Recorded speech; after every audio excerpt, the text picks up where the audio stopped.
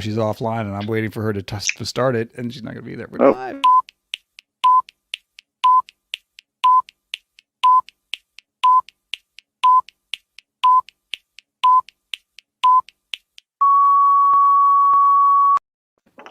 Good morning. This is Playing to Win with me, Mark Henderson, and Mark Henderson Leary. My whole name. I'll give you the whole thing. Mark Henderson Leary, and my good friend Brad Freyer. How are you this morning?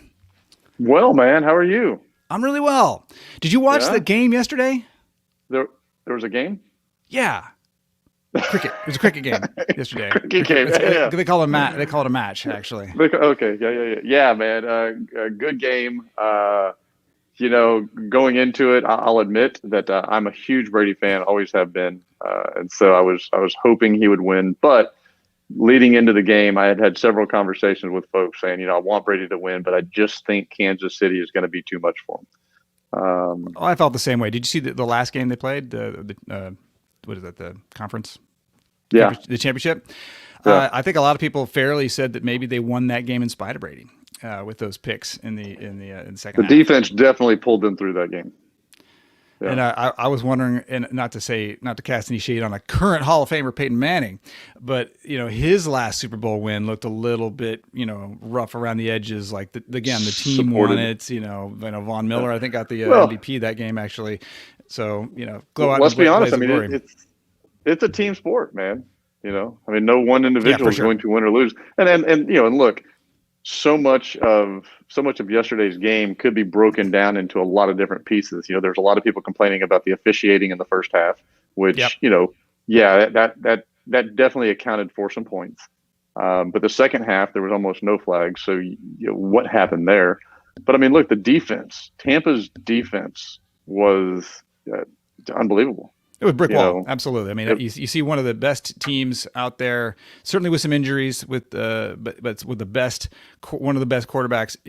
Everybody, Tony Romo couldn't stop talking about his future Hall of Fame career. Giving Tom Brady a run for the money, and yeah, looking them just stymied against a brick wall of defense. So it's a good point, and so I think lots of ways we could go with this. There's really a lot of life lessons to take from this in terms of the team sport, the defense side of it. Defense wins champions, offense sells tickets.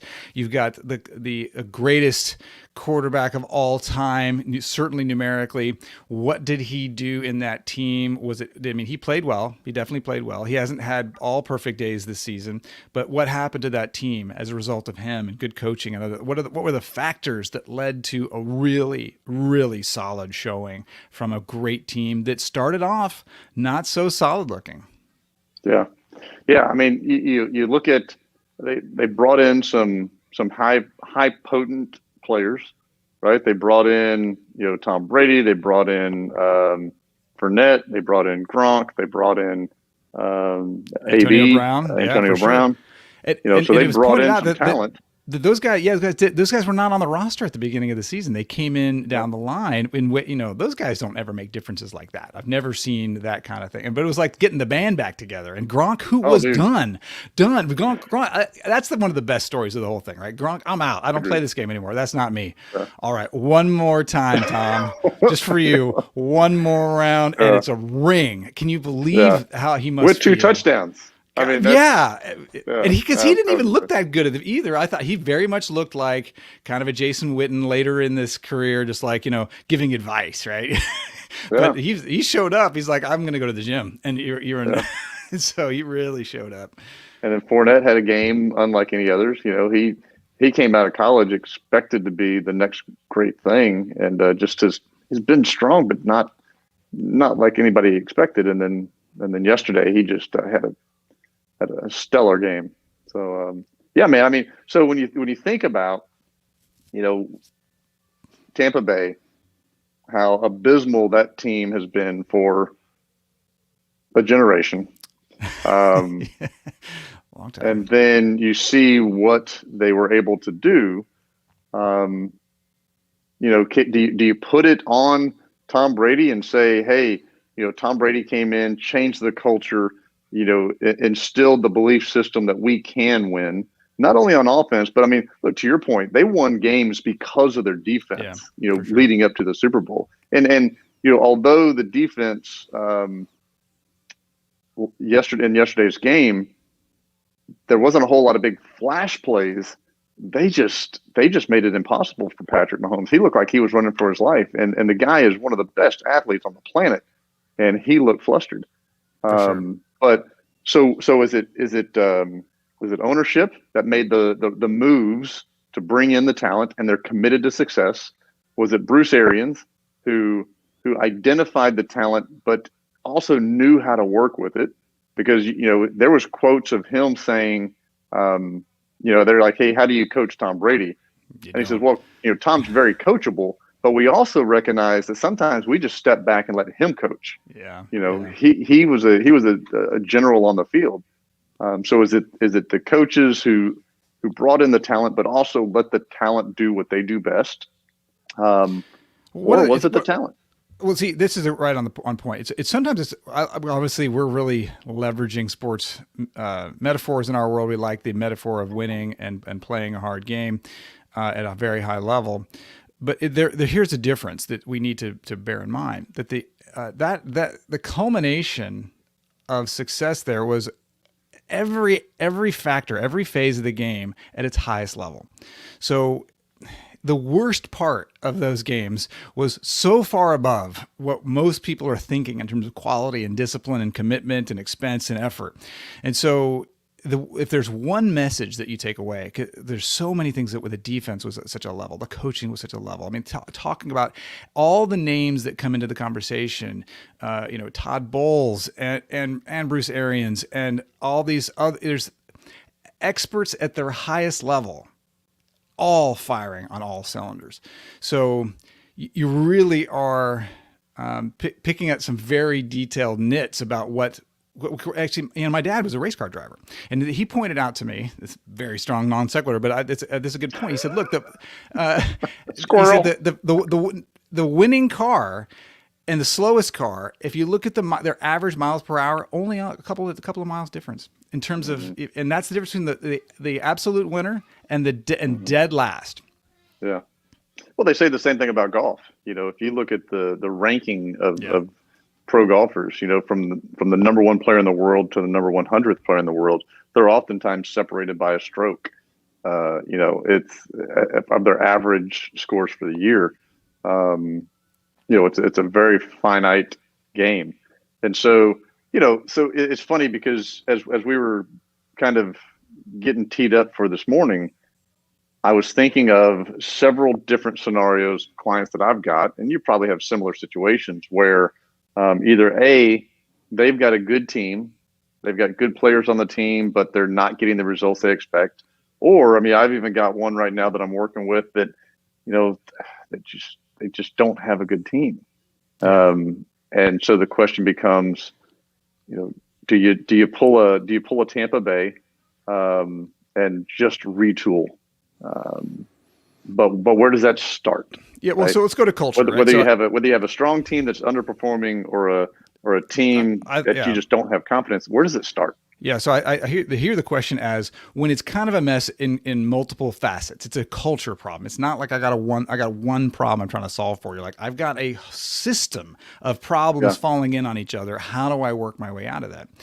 Yeah. And there's a couple of things that I've experienced from that. Is it does start from the top, right? You do not hire from the bottom up to teach your terrible managers how to manage better people by bringing better people in. I read about that and said, oh, that doesn't make sense. And then I tried to do it, trying to outsmart the system. And let me tell you right now, it does not freaking work. You have to get the right leadership in. So you bring a Tom Brady in. Well, that's a pretty good move. That's a pretty good move. So then what does it happen from there? So there are things in culture because it's not just about the leadership. It's what does the leadership do? Well, what did that leadership do? Well, he brought his friends. So what do his friends do? Well, they compete at a high level.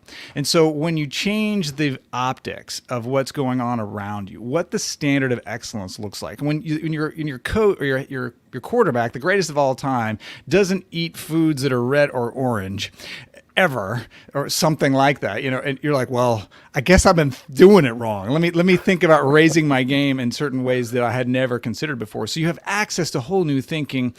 You've created a disruption in a culture, and this is important. Once you create a disruption where people aren't sure what's going to happen next, they don't know if they're going to be fired or rearranged or benched or whatever, in a not necessarily bad way. If once people have a sense of change of some kind, change is going on here, everybody's learning goes way up, and people are paying attention and they're open to new opinions because they realize that if they don't see a change coming and don't adapt to it or react to it, it could be costly to them. So even if they're not afraid of bad things happen, but they know that things are changing, the level of learning and openness goes up across the whole team. So you bring in a couple of great players, or one or two players, that change the culture and send new messages in a changed culture. That group can learn and listen in a way that they couldn't before that dramatic change. Yeah. So there's a couple of ways, because I like what you said as far as when you bring someone in like that, it changes the perspective of thinking, right? It changes just the way that it opens and expands the opportunity. But when in business, you've got the owners of the team. I've got a specific example. I'll tell you, I had a situation where I had two people on my support desk who were not performing. And I was working with the manager about what we're going to do, what were the costs and the timing, and we thought, do we replace one? Did we to go to the trouble of replacing two? It was a lot of effort in there, and it occurred to me that I had more problems coming from this pair than were getting solved. I kind of said it like on a sarcastic, but I realized mathematically I think it was true. I was like, they were creating more problems, and so I decided that I'm going to solve this in a different way. We're going to take both those people out of play, and we're going to put one new one in their stead. And I'm going to tell the team it's time to rally because we've got the right people on the team. And we had a goal for the amount of tickets we wanted to close at the support desk in the 30-day period, and it was based on all the math leading up to that, and it was just barely attainable with the number we had before that. We took two people out of play, put a new guy in who was fired up and ready to go. The whole team was ready to go, and we crushed that goal. It took two out, put one back in, and we solved it faster. And and the whole team rallied around that. That wasn't just the two. There were probably 10 people on that team, all working together to do that. Yeah. I mean, so I look at it in a lot of different facets, right? Number one, from in a small business, having been an entrepreneur and started small businesses, it's one thing to build a team, right?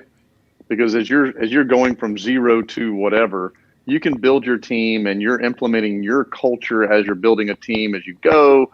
And people who don't quite fit in, they find their way out, or you assist them in finding a better opportunity for themselves. But you kind of formulate your culture as you go.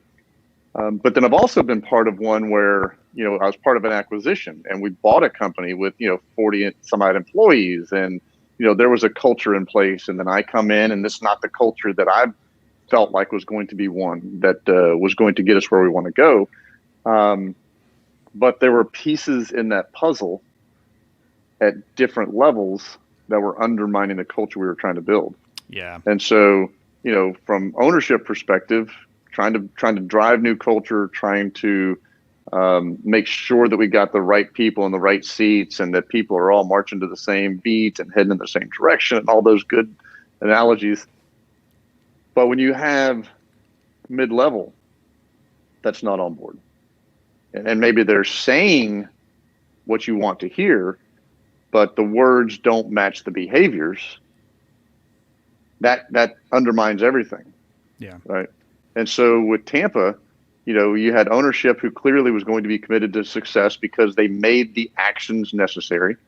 They brought in a mid-level, which would be the coaches, that were committed to and were on the same page, beating to the same drum. And then they got the players that obviously they top graded and brought in talent. And so, if you're running an organization and you identify that your culture is not what you want it to be, where do you start, right? Is it top down literal, meaning that, okay, it starts with me. I've got to be the one that changes the way that we think, the way that we believe, our behaviors, our processes, our procedures. And then I got to bring in managers who and VPs who are 100% on board with my mission. And they not only do they echo it, but they behave accordingly.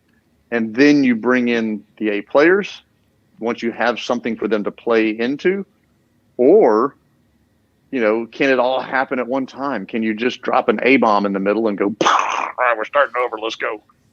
Well, I think I've seen it happen rarely that last way. I think that's really, really too hard.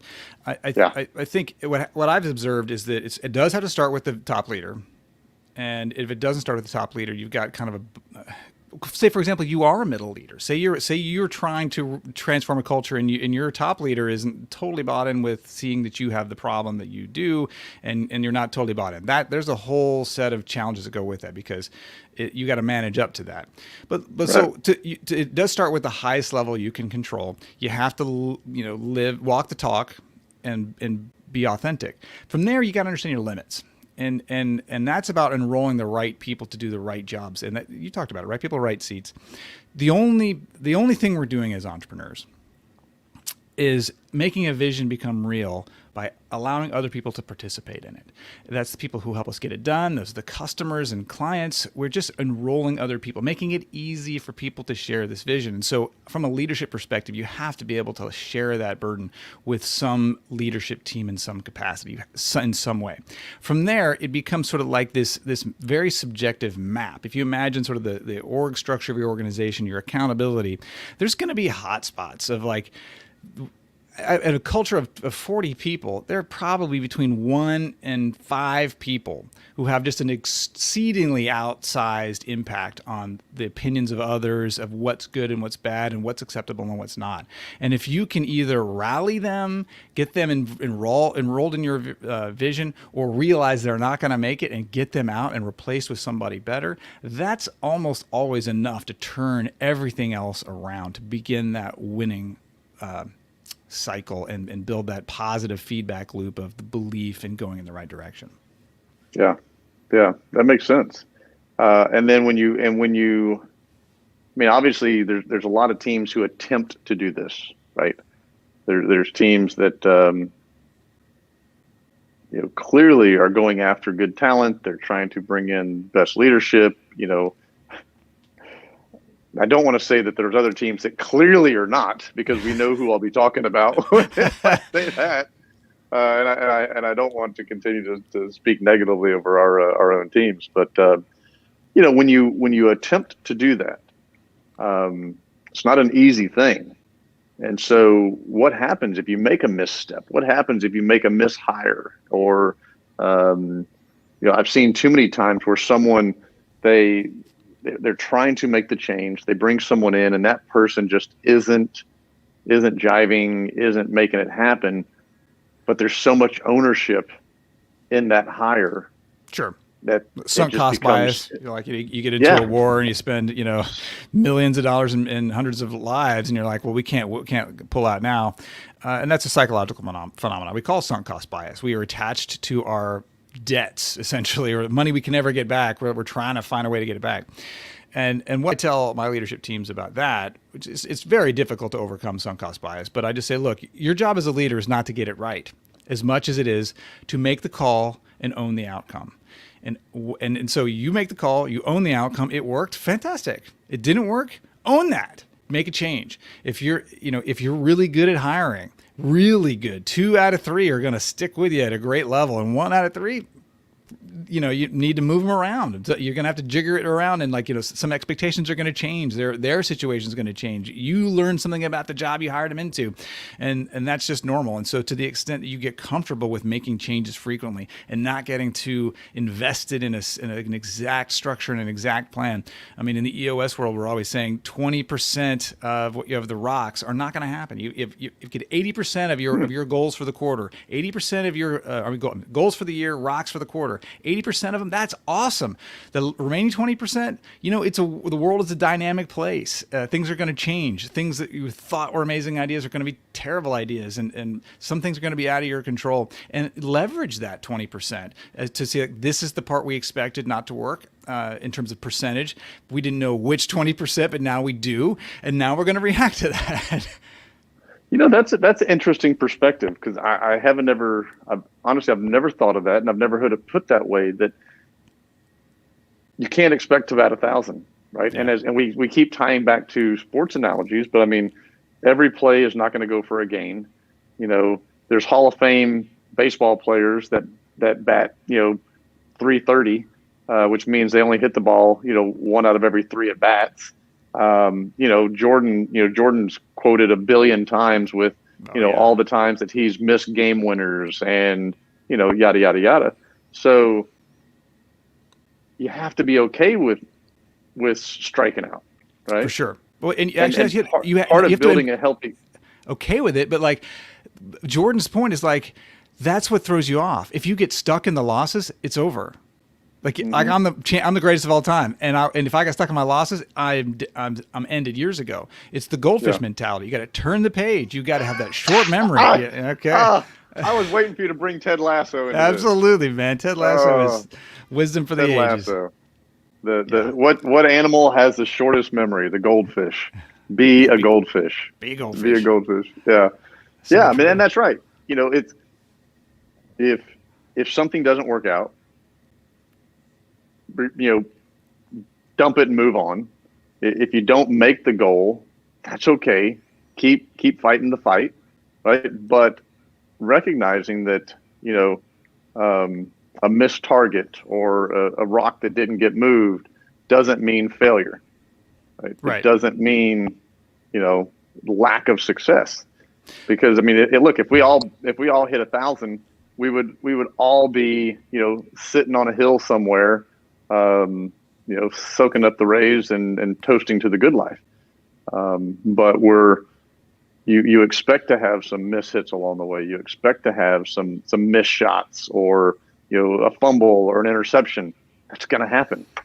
Or a Super Bowl loss. Or a Super Bowl loss. You're Pat Mahomes this morning. You know what? That's a tough place to be right now. I mean, arguably the greatest quarterback playing the game right this minute. And I would not be him right now. I prefer not to. I'm actually fine with me being me right now, because I know what to suffer that loss. And we talk about, like, in this country, winning is everything. Even when you lose the Super Bowl, you're still a loser, right? It's, this is very tough. And I've heard that many times. Super Bowl competing champions, they don't remember the wins the way they remember those losses. And nobody remembers second place. Nobody remembers second place, for sure. Yeah. I mean, I remember quick. Who lost the Super Bowl last year? Right? 49ers. And so 49ers played last year? Right. So the idea that, Patrick Mahomes, they won. We remember that very clearly. It was a great story, and now he's lost. And now he's still the greatest, and he's got to go turn the page. So we all got to do that. Sometimes we have very, very different goals that are at the end of the year, end of the quarter, end of the month, and there's also the reps. And so he's going to have to take a break. He's going to have to take a vacation and let this go. And if things are going to happen like people are describing him, he's going to go on to be future Hall of Fame and give Tom Brady a run for the money. We saw this with the Falcons, though. The Falcons looked like they were going to come back. I saw that. I think Carolina Panthers. They were going to be back with Cam Newton. And so, what do you do? What do you do in the Rams? loss? LA Rams, the Panthers, the 49ers were back at some point. I mean, all these teams that, we're back, baby. But I mean, that's, whether it's leadership and you attempt some things that don't work, whether it's managers, you hire folks, they don't work, whether it's sales and you have an opportunity that you get to the goal line, but you can't finish, just like Tampa Bay last night in their second drive. They got to literally 6 inches short of a touchdown, but Kansas City stopped them. What did they do? They turn around, they come back and score shortly thereafter. Regardless of what you perceive as fails, you have to keep trucking. You have to keep putting one foot in front of the other and don't let it drag you down. Right. Yeah. That's part of the playing to win mindset.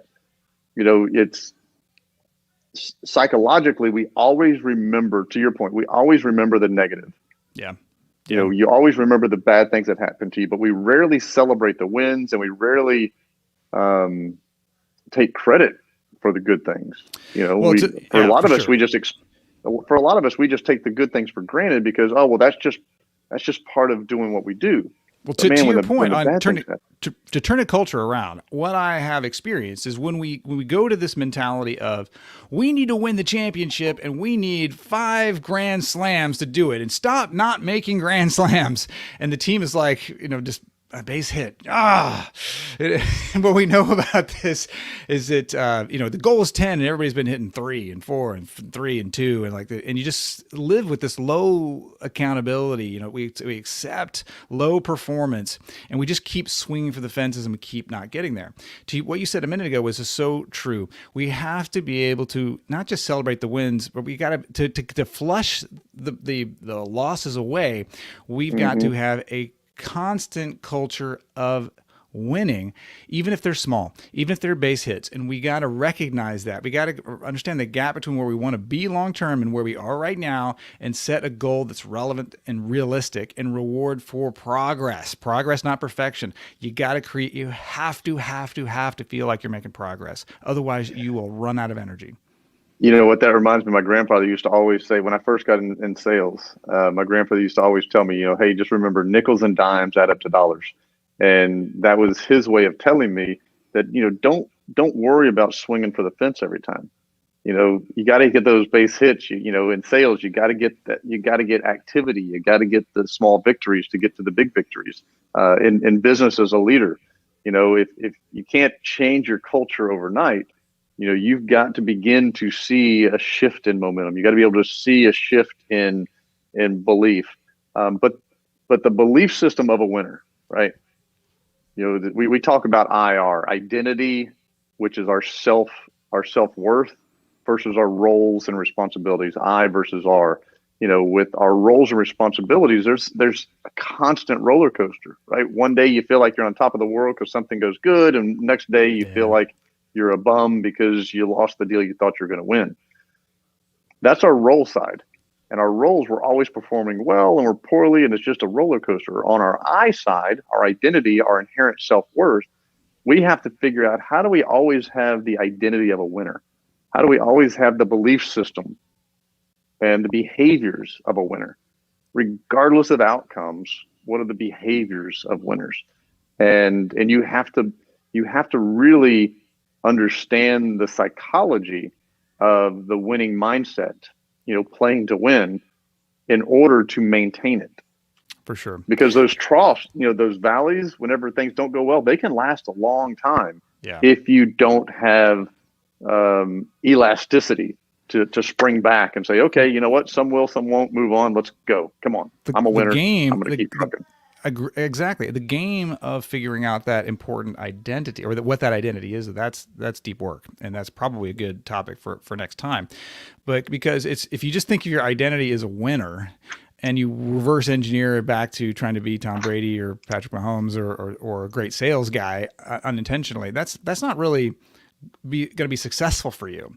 The identity has to tie back to what matters most to you, and your identity needs to be well protected and well stewarded, and even curated in terms of what do I want my life to have stood for, and how can I protect it? And this might be your family. This might be pro athletes all the time have a very difficult time separating, because their whole world is their athletic status, and they're all over the news in athletic status, and all their roles are just kind of stepping on top of them. And when they're trying to figure out, like, I have a family and I care about my kids and these things, and I'm going to have a life after football, these are very difficult things for them to work with.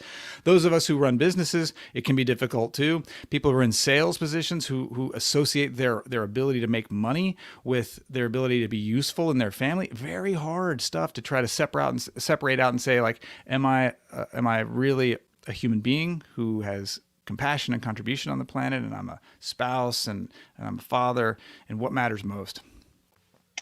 I think that's a great topic to roll into the next one. And since we have 30 seconds left, I'm going to say next week we're going to talk about IR and that identity of a winner. That sounds awesome. But to save the crowd from us running over, you want to take us out?